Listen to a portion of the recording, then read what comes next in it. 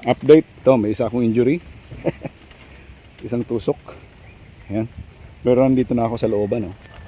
Ayan, na-open na. And then dito na ako. Dito na ako sa medyo pababa. So ngayon, kailangan malinis ko yung lahat. Hanggang doon sa pinakababa para kapag pinutol ko to, wala na siyang sasabitan na kagingking. Ayan, tuloy-tuloy na yan. Isa-isa nang bababa. Pero ang priority natin ay maalis muna to.